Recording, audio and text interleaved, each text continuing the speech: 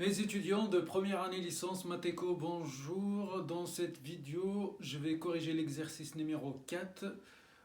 Dans cet exercice, on va voir comment on peut déterminer l'équation de l'isoconte ou de la courbe d'indifférence technique. Je rappelle, donc ça va être le même raisonnement et les mêmes étapes que la courbe d'indifférence du consommateur. On va voir aussi comment on peut représenter graphiquement cette courbe. On va étudier la nature des rendements d'échelle. On a vu dans l'exercice précédent comment, à partir d'une lecture graphique, on détermine la nature des rendements d'échelle.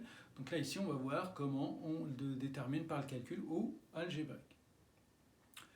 On va aussi calculer la productivité moyenne et la productivité marginale, calculer le taux marginal de substitution technique.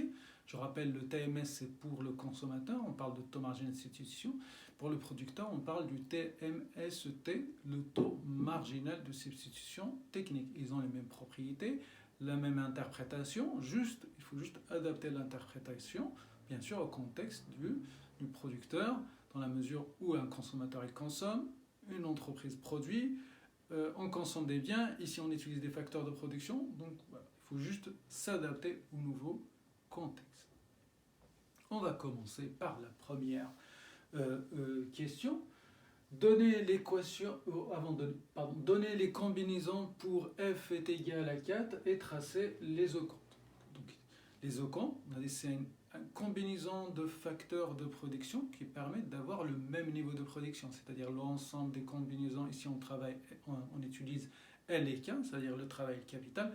C'est l'ensemble des combinaisons L et K qui permettent d'avoir le même niveau de production. Ici, il nous fait que ce niveau de production 4, ça veut dire l'ensemble des combinaisons L et K qui permettent d'obtenir un volume de production qui est égal à 4. On donne quelques points, quelques combinaisons. Il nous dit que la production F est égale à 4. Donc 4 est égal à K à la puissance 1,5 à la puissance L 1,5. Je rappelle juste, x à la puissance 1,5, c'est tout simplement la racine carrée de x. C'est la même chose. Donc, c'est la racine tout simplement de KL. Si vous voulez garder la puissance 1,5, vous la gardez, ce n'est pas un problème. Mais c'est la même chose. La racine de KL doit être égale à 4. Pour que la racine de KL est égale à 4, ça veut dire que KL est égal à 16, parce que racine carrée de 16 est égale à 4. Donc KL est égal à 16. Et on va voir quelques combinaisons. On va pas, quand on veut tracer une droite, il nous faut 2 points. Et quand on veut tracer une courbe, voilà, 3-4 points. Donc au minimum 3 points, on va dire bien éloignés. Ou 4-5 points et plus. Mais bon, 3, 4, 5, c'est suffisant. Je donne à L égale à 1 des valeurs, donc des valeurs telle sorte d'avoir des résultats entiers, d'accord, non pas se retrouver avec des fractions. Donc, si L est égal à 1, donc K est égal à 16 divisé par 1 est égal à 16. Si L est égal à 4, donc 4 fois un chiffre pour avoir 16, c'est que K est égal à 4. Donc 16 divisé par 4 tout simplement. Si L est égal à 8, donc K est égal à 16 sur 8 est égal à 2. Si L est égal à 16, donc 16 fois 1 c'est 16, ou 16 sur 16, ça vous donne K. Donc voilà, on a 4 points. Donc je peux avoir plus, je peux par exemple rajouter L égale 2 ici. Si L égale 2, K est égal à 8. Bon, donc 4 points, c'est suffisant. Je vais représenter ou je vais tracer, représenter graphiquement ces points et après les relier et on aura la courbe des isocontes ou la courbe d'indifférence technique. Le premier point, c'est L est égal à 1 et K est égal à 16. L est égal à 1, K est égal à 16. Voilà le premier point. Le deuxième point, c'est 4, 4. Et L est égal à 4, K est égal à 4. Donc 4, 4, ça va être ici. 4 et 4. Troisième point, c'est L8 et K2. 8 et 2, non, 2 quelque part par là, donc 8 et 1 là et 2. Et 16, 1, 16, 1, 16. Et après, on n'a qu'à relier les points.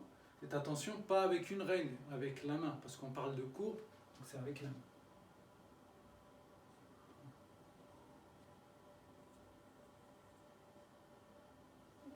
Voilà la courbe d'indifférence d'un niveau de production. F est égal à 4. Courbe d'indifférence technique, bien sûr, où les octantes d'un niveau de production est égal à 4. Dans la même question, il nous demande de donner l'équation de l'isocante maintenant. C'est-à-dire, il nous a fait en fait tout l'exercice, il nous demande de tracer avant pour dire que je peux tracer sans avoir l'équation. Mais bon, après, c'est l'exercice qui décide. S'il vous demande l'équation après de tracer l'isocantes, donc il faut respecter l'ordre des questions. Donc là, on a tracé. Il nous demande de calculer l'équation de l'isocantes et de vérifier que ces points vérifient, ou que ces points vérifient tous l'équation. On va commencer déjà par déterminer l'équation de la courbe d'indifférence technique. C'est les mêmes étapes qu'on a utilisées pour déterminer l'équation de la courbe d'indifférence du consommateur. C'est-à-dire, j'ouvre juste la parenthèse, pour le consommateur, on avait f qui est égal, ou l'utilité qui dépend de x, y ou x1, x2, on prend un x, y. Alors, le fait qu'on cherche la courbe d'indifférence, donc ça veut dire que u bar est fixe. Ici, c'est la fonction de production est fixe. Et on isolait y. Donc là aussi, on va faire la même chose. On va isoler k, vu qu'elle est sur l'axe des ordonnées. On va k,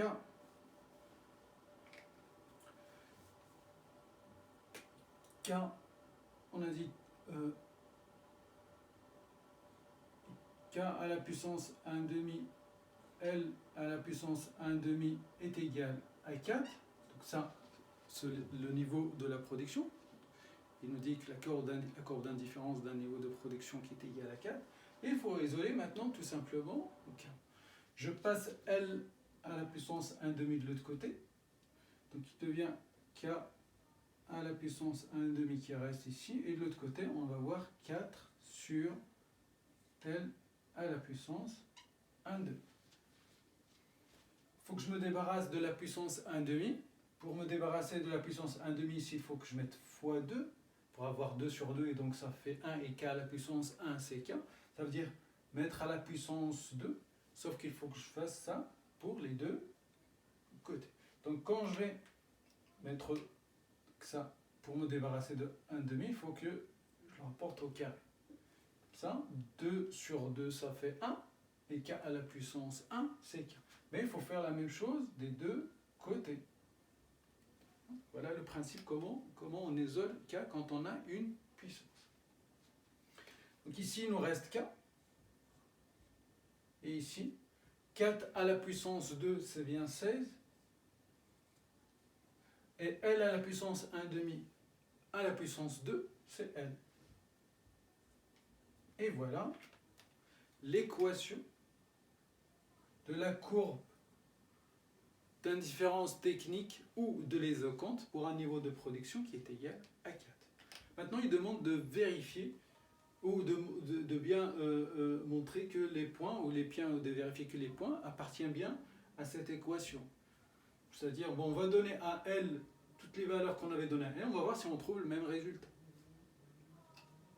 Donc je le prends ici, on va vérifier. Donc si L est égal à 1, on a commencé par 1, on voit bien que K est égal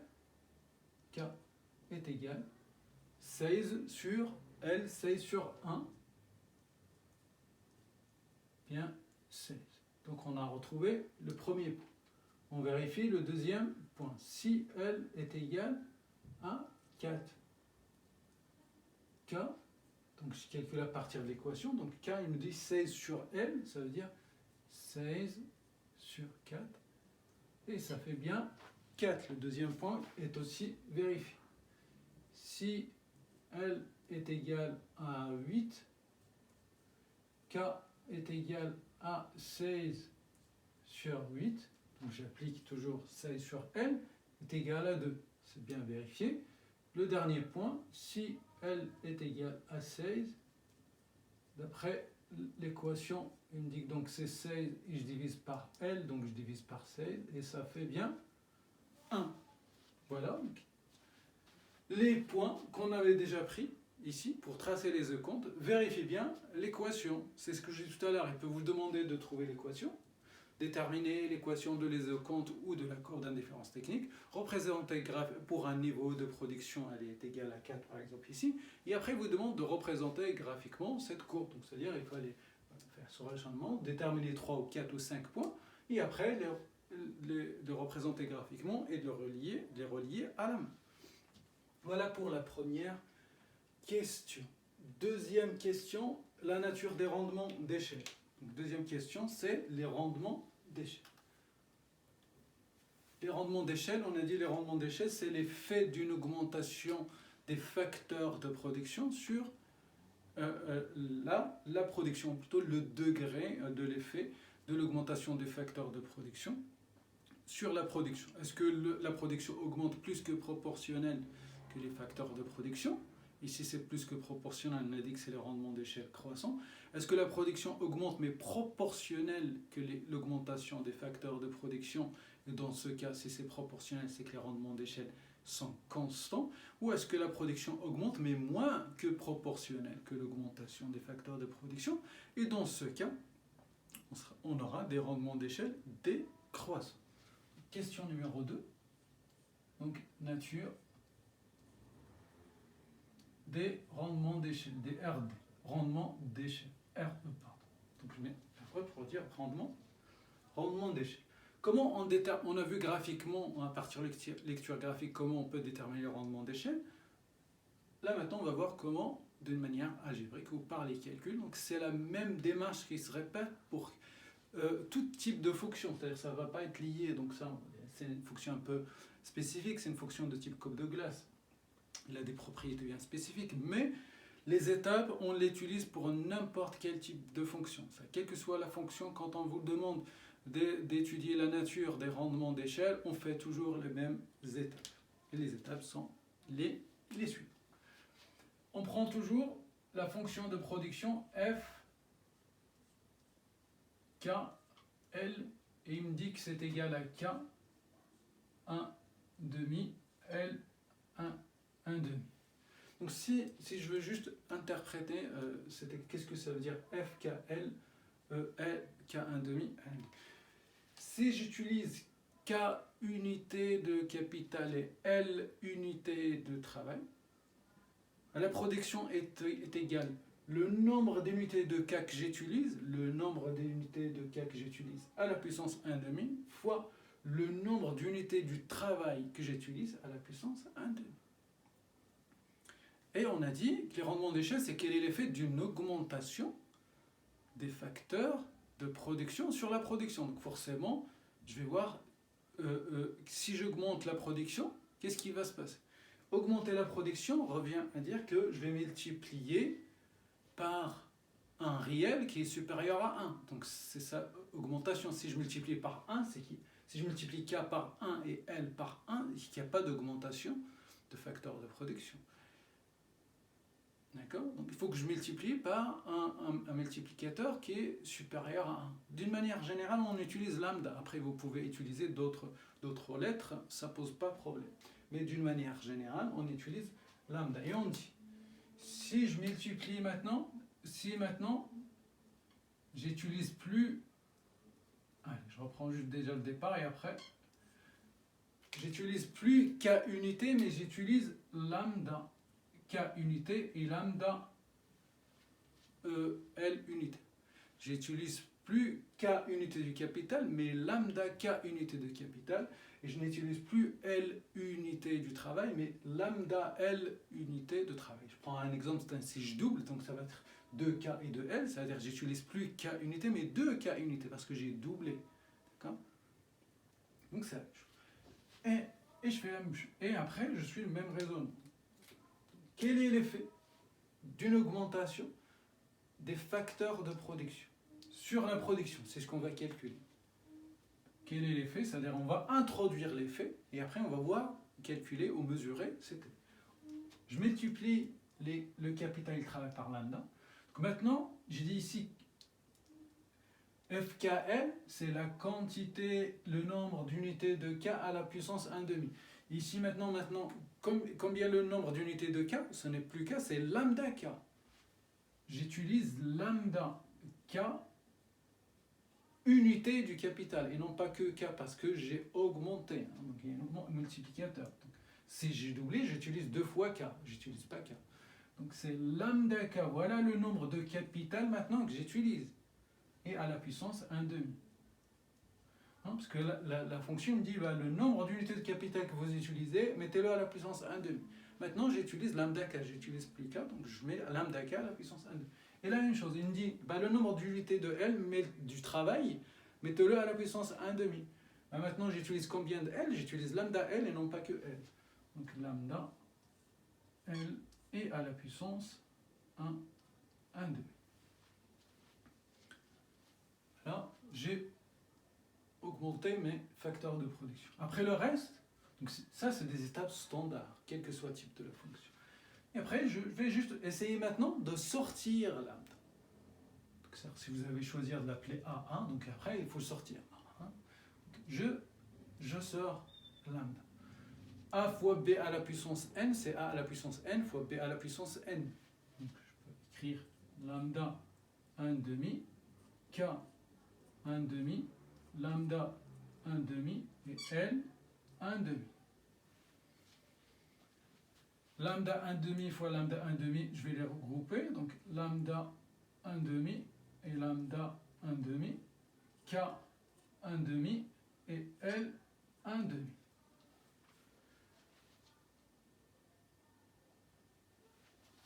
X à la puissance n fois x à la puissance m, c'est x à la puissance n plus m. Donc ça fait lambda à la puissance 1,5 plus 1,5.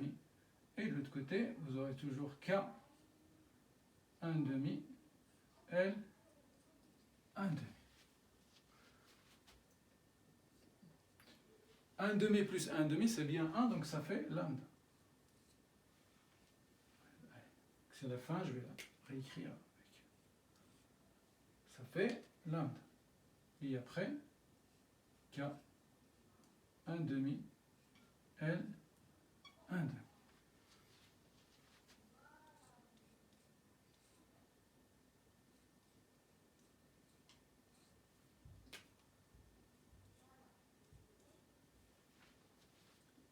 Et voilà, on arrive presque à la fin. Après, je reviens à la ligne. J'observe tout simplement que lambda est là, et fois, et ça, ce n'est rien d'autre que ma fonction de départ. Ce n'est rien d'autre que, voilà, que f de kl. Donc ça fait lambda fois f tout simplement de k.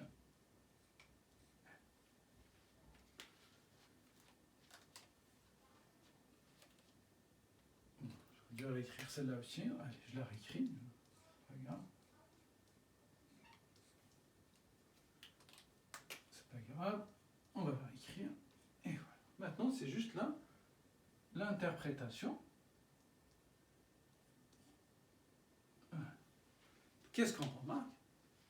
Si je vais donner une interprétation à la dernière ligne arrivée, si je multiplie le capital et le travail par lambda, si j'utilise le nombre d'unités de capital et le nombre d'unités de travail, donc les facteurs de production, si j'utilise le nombre de facteurs de production, ou si on parle d'inputs, c'est la même chose.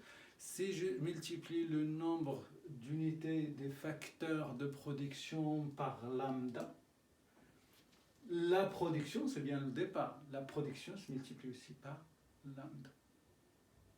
C'est-à-dire si je multiplie par 2, la production se multiplie par 2.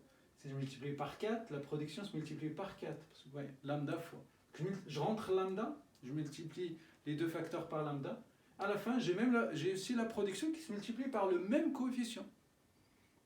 Si je multiplie par 5, 2 par 2, 3, 3, et ainsi de suite. Ça veut dire qu'on a bien l'augmentation de la production, et elle est proportionnelle à l'augmentation des facteurs de production. Imaginez que alpha est égal à 2, ça veut dire que j'augmente les capacités, les facteurs de production de 100%. Ben, la production aussi, elle augmente de 100%. Si j'augmente les facteurs de production de 100%, ça veut dire que je double, c'est tout simplement, doubler, ça veut dire augmenter de 100%. La production aussi augmente de 100%. Si j'augmente les facteurs de production de 50%, la production aussi augmente de 50%. On retrouve le même coefficient. Vu que c'est la même valeur, ou le même coefficient, donc lambda est égal à lambda, il s'agit bien des rendements d'échelle constants. Les rendements d'échelle constants.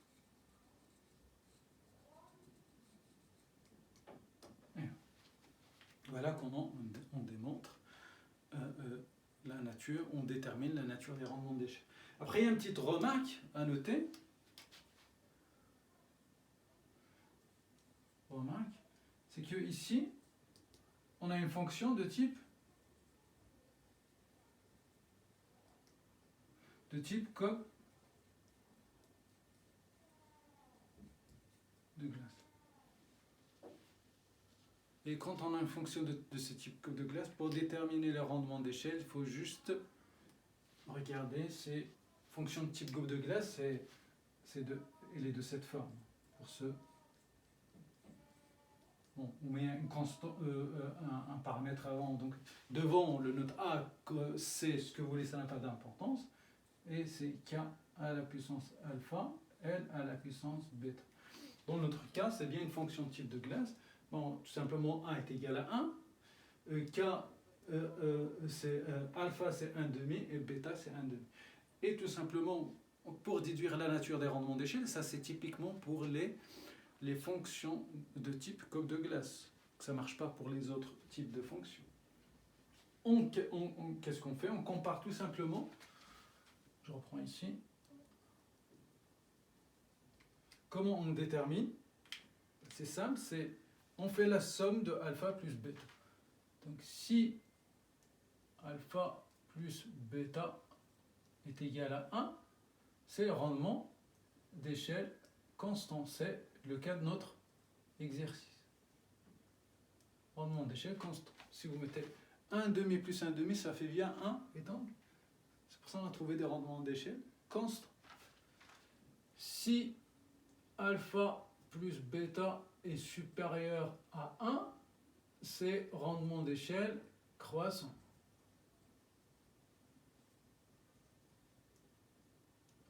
Et si alpha plus bêta maintenant est inférieur à 1, c'est rendement d'échelle décroissant.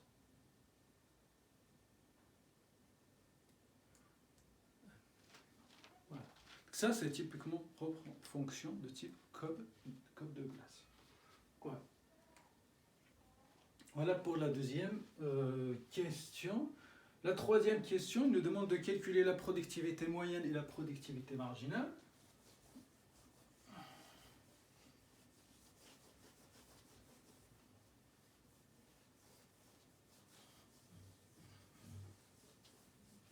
Je laisse ça au cas où certaines veulent prendre des notes. Donc la productivité moyenne ou la productivité marginale. Troisième question. Productivité moyenne, grand thème, et productivité marginale, c'est pour petit m. Productivité marginale. On va commencer, donc on a deux facteurs K et K, donc on aura la productivité moyenne du capital, la productivité moyenne du travail, on aura la productivité marginale du capital et la productivité marginale du capital. On commence par la productivité moyenne du capital. La productivité moyenne du capital, c'est la moyenne, et comme vous faites pour calculer la moyenne, c'est la somme sur le nombre. Donc c'est la somme de vos notes sur le nombre ou sur le nombre de matières. Donc c'est la même chose. Donc c'est la production. C'est F, la production sur K. La production totale sur K, on a la productivité moyenne par capital. Combien produit une unité de capital en moyenne? Et ici, ça va être, je divise par K, et ici on a dit K 1 demi, L 1 demi. Et ça fait L 1 demi, K c'est à la puissance 1. Donc la puissance de K qui est en bas 1, elle est supérieure à la puissance de K qui est en 1 demi. Donc il vaut mieux descendre ce K 1 demi ici. Comme ça on aura K à la puissance 1 moins 1 demi. Je vous rappelle que on va utiliser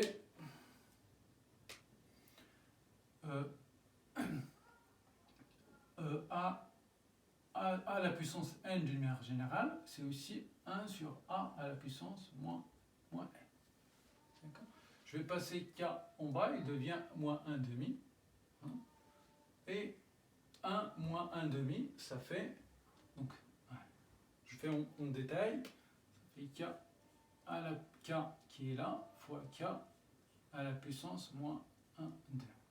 Ça fait L à la puissance 1 demi, et 1 moins 1 demi, donc ça fera K, on a dit x à la puissance n fois x à la puissance m, c'est x à la puissance n plus m, je fais la somme des deux puissances. 1 plus moins, ça fait moins, moins 1 demi, ça fait 1 demi. Et voilà là, la productivité moyenne du capital. On fait la même chose pour le travail, la productivité moyenne du travail. Et on fait la même chose, donc c'est F de K L sur L, et c'est K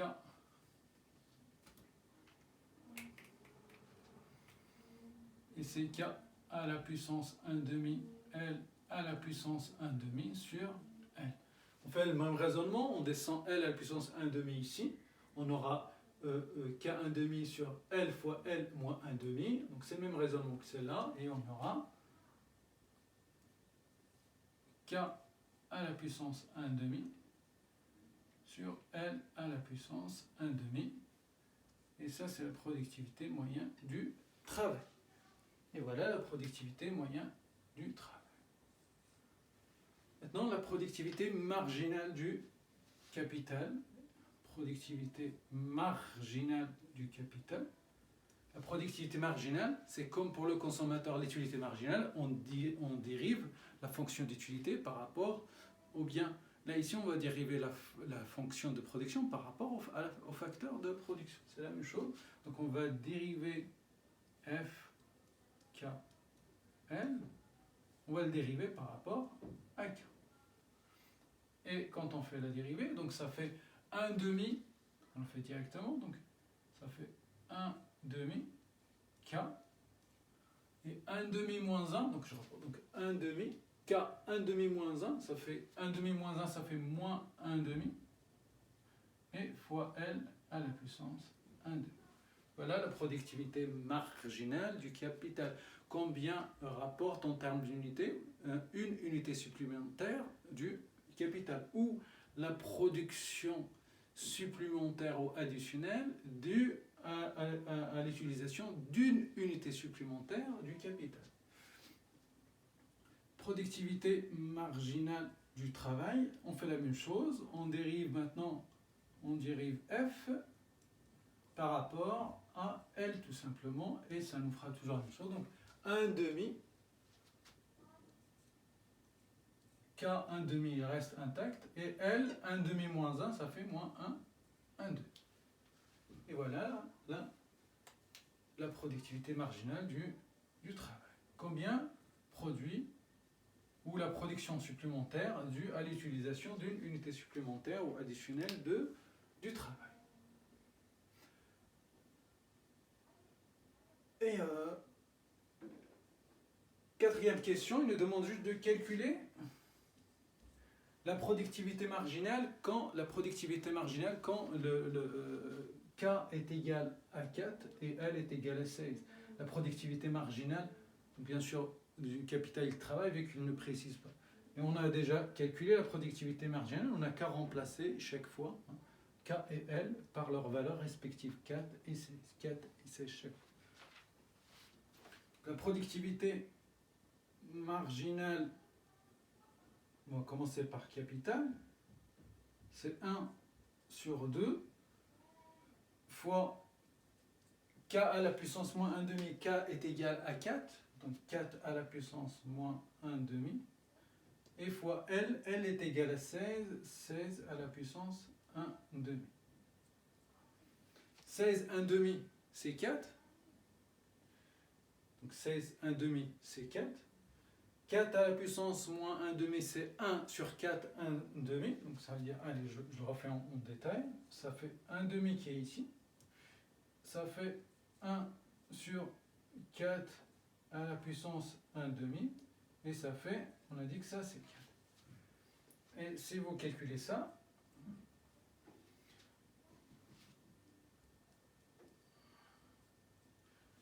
un demi, 4 à la puissance moins 1 demi, c'est racine de 4, c'est 1 demi. Et fois 4. Et ça fait 4 sur 4, ça fait 1. Là pour la productivité marginale du capital. C'est-à-dire une unité supplémentaire de capital entraîne l'augmentation de la production d'une unité. On fait la même chose pour le travail maintenant, la productivité marginale du travail.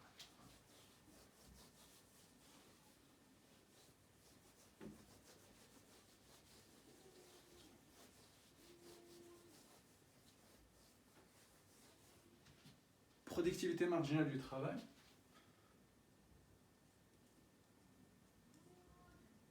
On a déjà la formule. Ici, on va juste remplacer la forme 1 sur 2, K à la puissance moins 1 demi, et K est égal à 4, donc c'est 4 à la puissance 1 demi, fois L qui est égal à 16, et à la puissance moins 1 demi. Ça fait 1 sur 2, fois 2, donc 4 à, 1 demi, à la puissance 1 demi, c'est racine de 4, c'est 2, et 16, c'est moins 1 demi, c'est 1 sur 16, à la puissance 1 demi. Ça fait 1 demi, donc ici 1 demi fois 2, ça fait 1. Il nous reste de l'autre côté 1. 16, 1 demi, c'est racine de 16, c'est 4. Et ça fait 1 sur 4. Voilà la productivité marginale du travail. Ça, c'est du capital, c'est-à-dire l'utilisation d'une unité supplémentaire de travail entraîne une augmentation de la production de 1 sur 4 unités. Question 5. 5, c'est le TMST, le taux marginal de substitution technique. Le taux marginal de substitution technique du facteur capital au facteur travail, ou vous faites l'inverse, ça n'a pas d'importance, mais dans l'interprétation, il faut être attentif dans le sens que vous avez choisi. Le taux marginal de substitution technique, c'est le nombre d'unités ou le nombre d'unités d'un facteur de production nécessaire ou dont l'entreprise doit disposer pour remplacer la baisse d'une unité supplémentaire, d'une unité de l'autre facteur de production, tout en maintenant ou afin de maintenir le même niveau de production ou pour garantir ou pour garder le niveau de production inchangé. Donc c'est le nombre d'unités d'un facteur pour remplacer une unité de l'autre facteur, pour garder le même niveau de production. Après vous prenez de K, taux marginal de ST de KOL ou de LOK, c'est la même chose.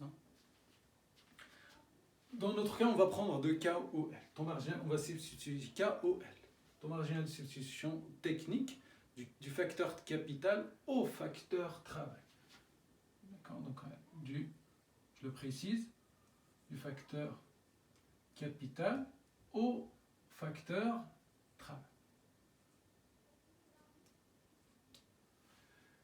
Et dans ce cas, le TMST sera égal, on a vu donc la formule, c'est moins D de K sur D de L, et c'est la productivité marginale du travail sur la productivité marginale du capital. Vous vous rappelez, pour le consommateur, c'était moins D de Y sur D de X fois l'utilité marginale de X sur l'utilité marginale de Y. C'est la même chose. Donc on remplace juste, ici on parle de capital et travail, et non pas, on parle de facteurs de production et non pas des biens de consommation finale. Productivité marginale du travail, on l'a déjà calculé. Donc productivité marginale du travail, elle est là.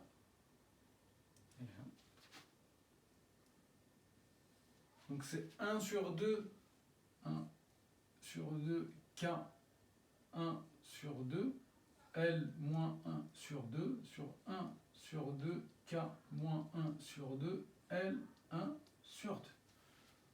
Donc ça sur ça.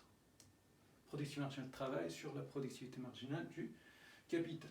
Après le 1 sur 2 et le 1 sur 2, on va simplifier.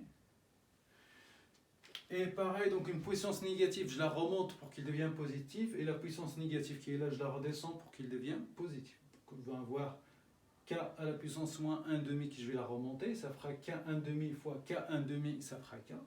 Et L moins 1 demi, je la redescends, il devient L 1 demi, et L 1 demi fois L 1 demi, ça fait L.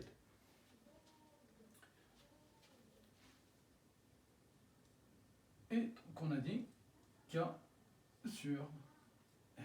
Voilà le TMST du facteur capital au facteur travail. Si jamais vous mettez du facteur travail au facteur capital, vous aurez l'inverse, ça va être L sur K. D'accord? Donc ça, c'est, on a dit K, O, L. Mais vu que l'exercice ne vous impose pas de sens, vous faites ce que vous voulez. Donc, vous pouvez mettre pareil, donc l'inverse, je dis, donc ou, les deux, ça va être juste, ou le TMST est égal L sur K. Et dans ce cas, c'est L au K. C'est le facteur travail, le taux marginal de substitution technique du facteur travail au facteur capital. Les deux sont justes. D'accord? Parce que c'est l'interprétation qui va aller dans le sens de ce que vous mettez. Et il nous dit, et pour TMS, après il nous demande de donner la valeur du TMST pour K est égal à 4 et L est égal à 16. On comprend bien sûr, on est ici, hein, parce qu'on avait fait ce choix ici. Le TMST est égal à K sur L, donc qui est égal à 4 sur 16 est égal à 1 sur 4. Voilà le TMST. Donc ça veut dire que l'entreprise doit disposer de 1 sur 4 c'est 0,25. L'entreprise doit disposer de 0,25 unités supplémentaires ou additionnelles de K pour remplacer une unité ou la perte d'une unité du travail afin de maintenir le même niveau de production. Et le niveau de production, bien sûr, ici dans notre cas, on peut le calculer, hein, parce qu'on a 4 et 16, donc je peux remplacer, donc 4 à la puissance 1 demi c'est 2, 16 à la puissance 1 demi c'est racine de 16 c'est 4, 2 fois 4, 8, afin de maintenir le même niveau de production est égal à 8. Ici, on est dans le cas d'un niveau de production F, hein, de 4, 16, est égal à 8.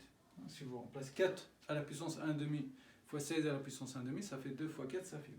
Donc, l'entreprise doit disposer de 0,25 unités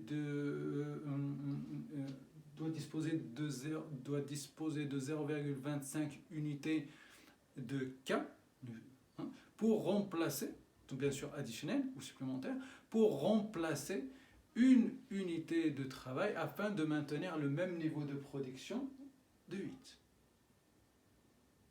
Ou afin de maintenir un volume de production qui est égal à 8.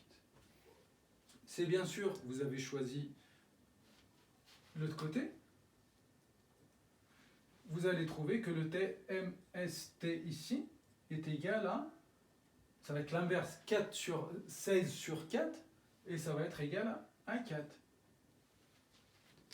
Et pourquoi je vous dis la même chose? Parce que ici, c'est 0,25 unités qui va remplacer, 0,25 unités de capital qui va remplacer une unité de travail. Ici, c'est 4 unités de travail, 4 unités de travail qui vont remplacer une unité de capital.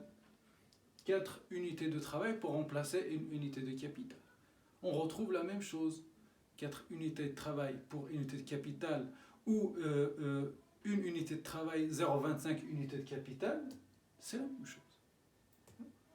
C'est juste l'interprétation qui vient bien. Ici, c'est 4 unités. Donc, l'entreprise doit disposer de 4 unités supplémentaires de travail pour remplacer ou substituer la baisse d'une unité de travail afin de garantir le même niveau de production de 8. Donc voilà, donc j'arrive à la fin de l'exercice. Je vous dis bonne révision et à très bientôt.